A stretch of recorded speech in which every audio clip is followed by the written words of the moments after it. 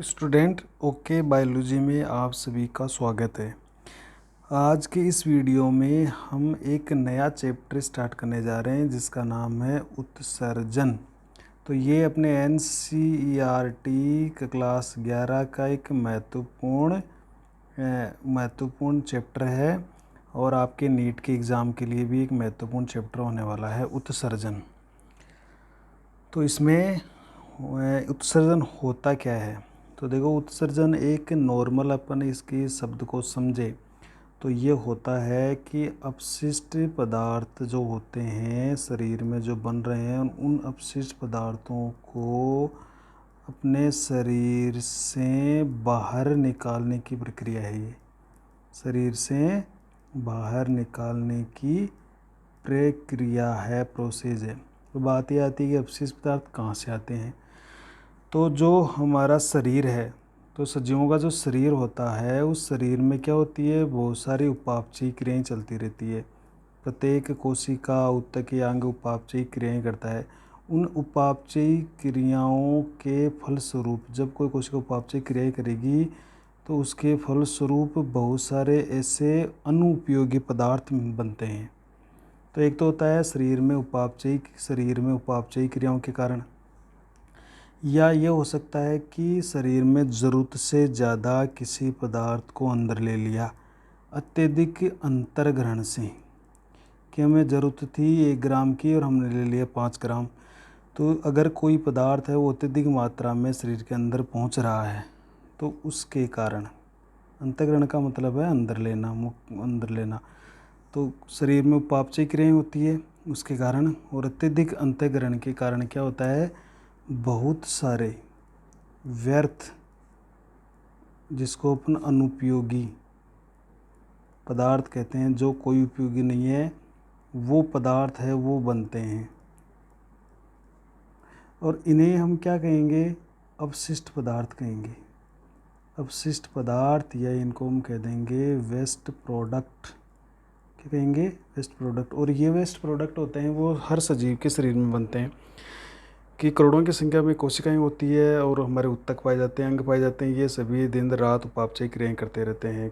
कोई अपघटन करेगा तो कोई नए बड़े पदार्थ का संश्लेषण करेगा और उसके दौरान बहुत सारे उपयोगी और अनुपयोगी पदार्थ बनते हैं। तो उपयोगी भी बनते हैं तो अनुपयोगी भी बनते हैं। तो जो ये व्यर्थ या अनुपयोगी पदार्थ होते हैं इनको शरीर से बाहर निकालना बहुत ज़रूरी है, क्योंकि अनुपयोगी है तो ऐसे पदार्थ अपशिष्ट पदार्थ कहलाते हैं।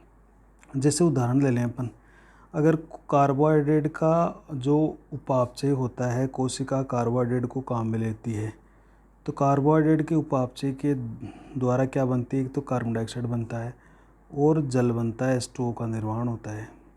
अब ये कार्बन डाइऑक्साइड है वो अपशिष्ट है या अनुपयोगी है। जल है जितना बॉडी में होना चाहिए वो तो होता है, बाकी अतिरिक्त मात्रा होती है वो अनुपयोगी होता है।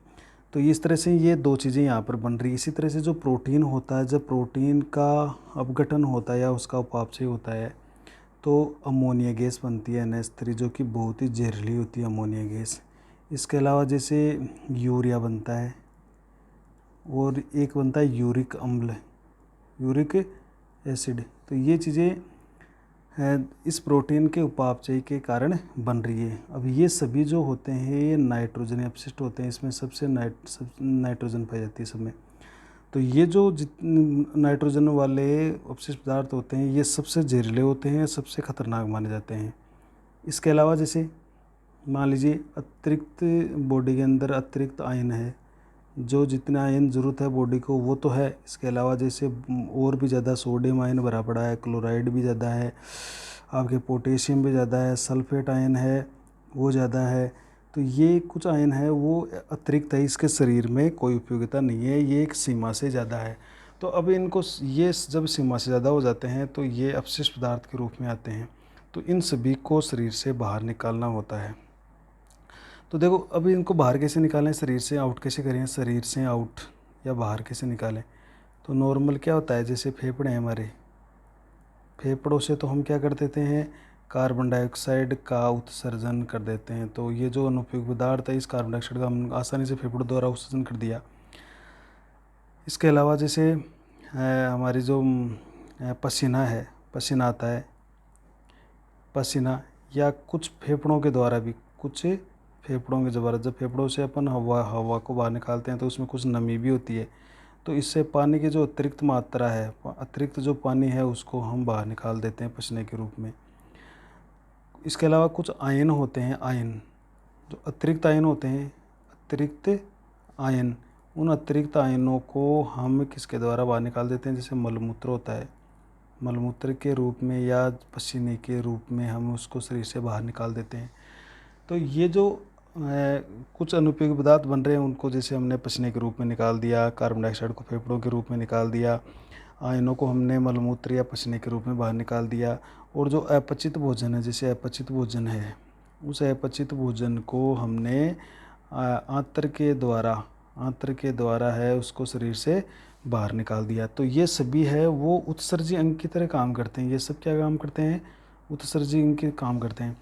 लेकिन एक बात है कि जैसे कार्बन डाइऑक्साइड जल है या खनिज लवण है या अपचित भोजन है, ये शरीर में कुछ समय के लिए अगर ठहर भी जाए तो शरीर को कोई बड़ा नुकसान नहीं करते हैं। लेकिन ये जो ऊपर वाले भी हमने पढ़े प्रोटीन के उपापचय वाले पदार्थ, ये बहुत ही जहरीले होते हैं, तो इनको फटाफट बॉडी से बाहर निकालना होता है। इसीलिए इनको बहुत जल्दी शरीर से बाहर निकालने के लिए हमारी बॉडी में एक विशिष्ट प्रकार का उत्सर्जन तंत्र बना हुआ है, जिसको हम उत्सर्जन तंत्र कहते हैं। तो ये यहाँ पर अब हो जाती है कि जो प्रोटीन जो होती है, प्रोटीन उपापचय से बने नाइट्रोजनी अपशिष्ट, देखो ये सबसे ज़्यादा खतरनाक होते हैं। नाइट्रोजनी जो अपशिष्ट पदार्थ होते हैं, ये पदार्थ शरीर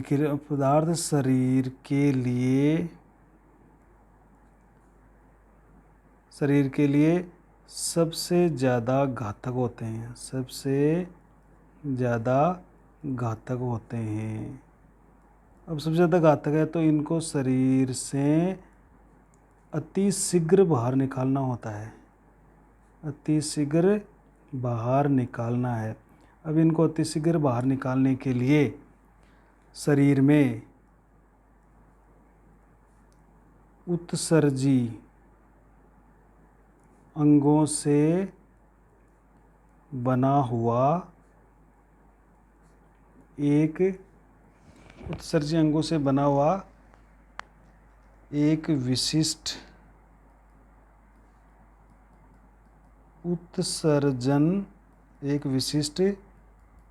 उत्सर्जन तंत्र पाया जाता है। देखो, तो ये उत्सर्जन तंत्र पाया जाएगा, तो इसका मतलब है जो उत्सर्जन तंत्र होगा वो मुख्यतः किसके लिए बना हुआ है, वो नाइट्रोजनी जो अपशिष्ट होते हैं उनके लिए बना हुआ है।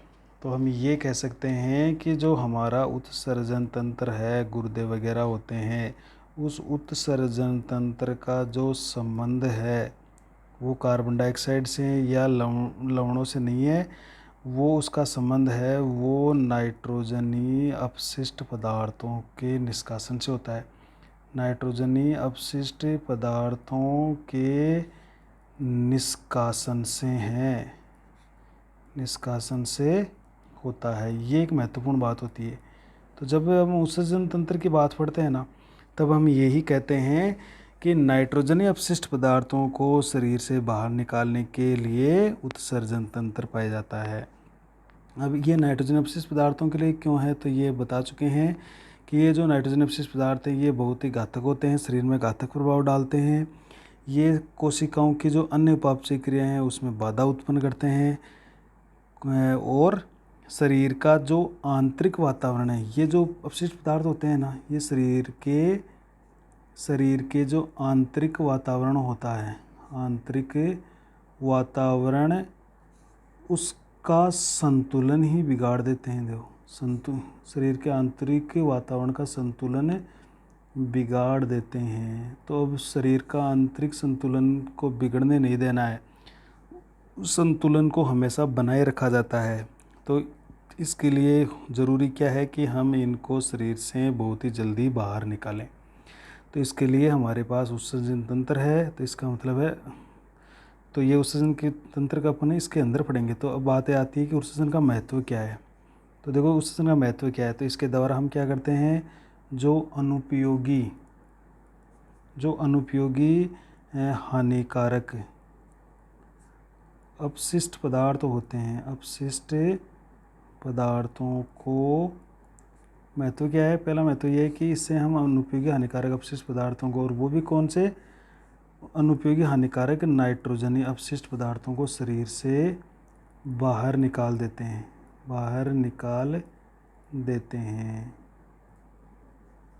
दूसरा इसका महत्व क्या है, इससे हमारे जो शरीर का जो वो शरीर का समस्थापन बना रहता है, यानी जो समस्थापन का मतलब क्या होता है, जो आंतरिक संतुलन है वो बिगड़ता नहीं है, और अपशिष्ट पदार्थ उसको बिगाड़ सकते हैं, तो बिगड़ने से बचाने के लिए हम उसको शरीर से बाहर निकाल देते हैं, तो इससे हमारे शरीर का समस्थापन बना रहता है। दूसरी बात, उत्सर्जन से क्या होगा, जो हमारे जो शरीर का जो जल संतुलन है वो भी सही रहेगा, जो जल के अंदर, बॉडी के अंदर जल की मात्रा होती है ना, जल संतुलन, जिसको ओस्मो रेगुलेशन बोलते हैं, ओस्मो रेगुलेशन, वो भी सामान्य बना रहता है। और